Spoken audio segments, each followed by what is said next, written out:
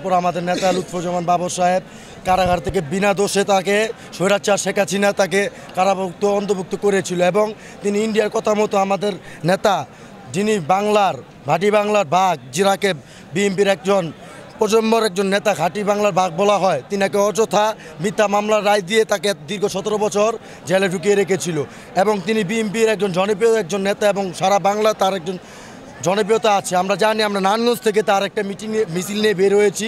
আমরা তার খুবই ভক্ত। দীর্ঘ 17 বছর তিনি অনেক জের জুলুম খেটেছেন এবং তার দেশবাসীর কাছে একটি প্রার্থনা যে বাবর ভাইয়ের মুক্তির মিছিলটি আমরা সারা বাংলাদেশকে পৌঁছে দিতে চাই।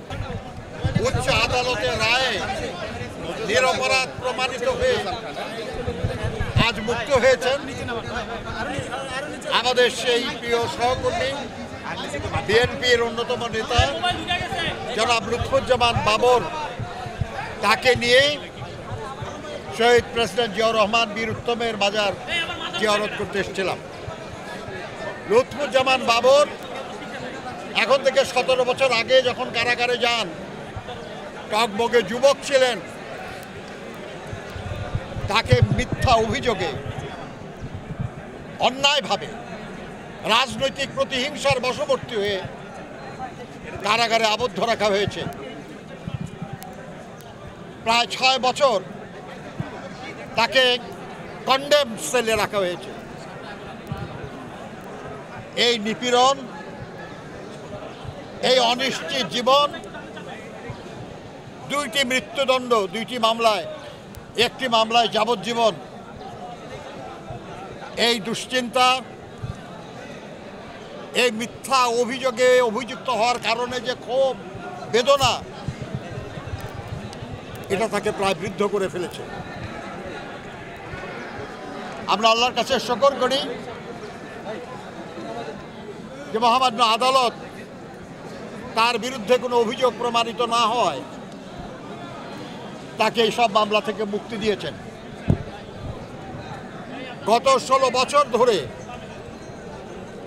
অবিরাম লড়াই করেছে বিএনপি স্বৈরাচারী শাসকের বিরুদ্ধে। এর ধারাবাহিকতায় জুলাই আগস্টে ছাত্র শ্রমিক জনতার গণঅভ্যুত্থানের মধ্য দিয়ে আমরা আমাদের লড়াইয়ের একটা পর্যায় অতিক্রম করেছি। ফ্যাসিবাদী শাসনের পতন হয়েছে, ফ্যাসিবাদের প্রধান পলায়ন করেছে। আমরা এখন আমাদের সে এক দফার যে অন্যতম দফা গণতন্ত্র পুনঃপ্রতিষ্ঠার যে কাজ, সেটা সম্পাদনের জন্য আমরা কাজ করছি। বন্ধুরা আমার, লুৎফুজ্জামান বাবর বিএনপির নিবেদিত নেতা। এত বছর পরে জেল থেকে মুক্তি পেয়ে তিনি দারুণ অসুস্থ। এই অবস্থাতেও তার ঘরে তার পরিবারের কাছে না গিয়ে তিনি এসেছিলেন তার নেতা, আমাদের নেতা, বাংলাদেশের নতুন রাজনীতির প্রবক্তা, বাংলাদেশের মহান স্বাধীনতার ঘোষক, সমৃদ্ধির উপকার শহীদ জিয়ার বাজারে জিয়ারত করতে। আমরা তাকে সাথে নিয়ে আমরা দোয়া করেছি এবং আমরা আল্লাহর কাছে প্রার্থনা করেছি যে আমাদের যেসব হাজার হাজার সহকর্মী জীবন দিয়েছেন, শত শত নেতাকর্মী গুম হয়েছেন, লক্ষ লক্ষ নেতাকর্মী মিথ্যা এবং গায়েবী মামলায় লুৎফুজ্জামান বাবরের মতো কারারুদ্ধ হয়ে আছেন বা ছিলেন, আমরা তাদের সবার মুক্তির জন্য, ভবিষ্যতে যাতে কেউ এভাবে ক্ষতিগ্রস্ত না হয় সেটা নিশ্চিত করার জন্য একটা গণতান্ত্রিক মানবিক বাংলাদেশ গড়তে চাই।